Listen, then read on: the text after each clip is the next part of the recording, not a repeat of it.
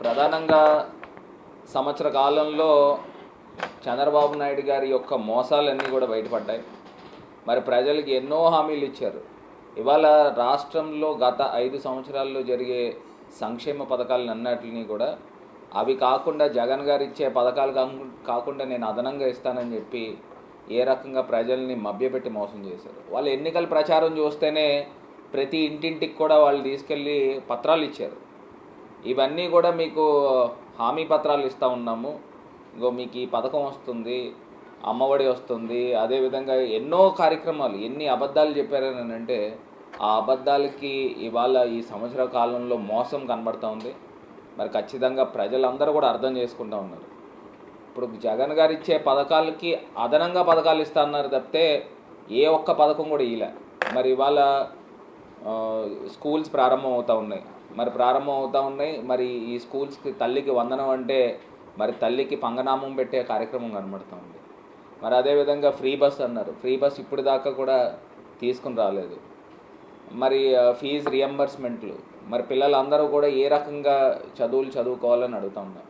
మరి జగన్ గారు ప్రతి పిల్లవాడికి పాపకు కూడా 8వ తరగతి చదివితే ట్యాబ్లు ఇచ్చే పరిస్థితులు. మరి వాళ్ళ స్కూల్ యూనిఫామ్స్, నాడు నేడు కార్యక్రమం, ఇవాళ హాస్పిటల్స్ అన్నిటిని కూడా కొత్త హాస్పిటల్స్ని తీసుకుని వచ్చి ప్రతి గ్రామంలో కూడా హాస్పిటల్స్ నిర్మాణం చేశారు. జిల్లా హెడ్ క్వార్టర్స్లో మెడికల్ కాలేజీలు తీసుకొచ్చారు. ఇవాళ ఉన్న ప్రభుత్వం ఏం చేస్తూ ఉన్నారని అడుగుతున్నా. కేవలము అబద్ధపు మాటలు. మరి సాక్షాత్తు అసెంబ్లీ వేదికగానే 5 లక్షల కోట్లు ఉందని చెప్పేసి ఫైనాన్స్ మినిస్టర్ మరి ఆయనే ప్రకటించిన సందర్భం అసెంబ్లీ రికార్డ్స్లో, అసెంబ్లీ వేదికగా.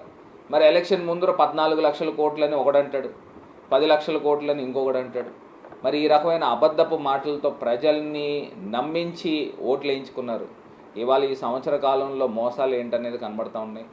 ఇంకా రాబోయే 4 సంవత్సరాల్లో కూడా ప్రజలతో మమేకమవుతూ ప్రజల్ని వెంట పెట్టుకుని రోడ్లపైకి వచ్చి ప్రభుత్వాన్ని నిలదీసే రోజులు కూడా దగ్గరలోనే ఉన్నాయని కూడా ఈ సందర్భంగా తెలియపరుస్తూ, కనీసం ఇప్పుడైనా మీకు బుద్ధి తెచ్చుకోండి. ఆ దేవుడు కూడా బుద్ధిని ప్రసాదించాలి ఈ చంద్రబాబు నాయుడు గారికి.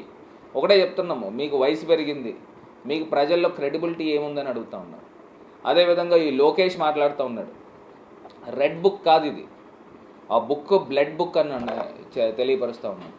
ఎందుచేతనంటే మీరు కేవలము కక్ష సాధింపు, అసలు ఆ రెడ్ బుక్ అసలు పట్టుకొని ఈ రకంగా బెదిరించడానికి అసలు మీకు రాజ్యాంగం ఏమీ హక్కు కల్పించిందని అడుగుతా ఉన్నాను. ఇవాళ అంబేద్కర్ గారు పట్టుకున్న పుస్తకము కాన్స్టిట్యూషన్ పుస్తకం. అలా చదువుకున్న వాళ్ళు కాన్స్టిట్యూషన్ పుస్తకాలు పట్టుకోవాలి, కానీ ఇలాగా బ్లడ్ బుక్లు పట్టుకొని ప్రజల్ని, కార్యకర్తల్ని, అదేవిధంగా వైఎస్ఆర్సీపీ అభిమానుల్ని హింసించే కార్యక్రమం చేస్తూ ఉన్నారు.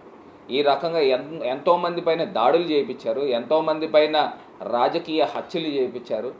మరి ఎంతోమందిని అక్రమంగా సెంట్రల్ జైల్లో పెట్టించిన సందర్భం. ఈ పాపాలన్నీ కూడా ఉత్తినే సామెతలు రాలేదు. మనకి ఇవన్నీ కూడా మహాభారతంలో చెప్తా ఉన్నాయి క్లియర్గా. శిశుపాలుడు ఏ రకంగా అయితే తప్పులు చేశాడో ఆ తప్పులు ఈ ప్రభుత్వం చేస్తూ ఉన్నాయి. ఖచ్చితంగా ఇవన్నీ కూడా లెక్క పెట్టుకుంటాం. రాబోయే రోజుల్లో మీకు తగిన శాస్తి, తగిన బుద్ధి కూడా చెప్పే సందర్భం త్వరలోనే ఉందని కూడా ఈ సందర్భంగా తెలియపరుస్తుంది.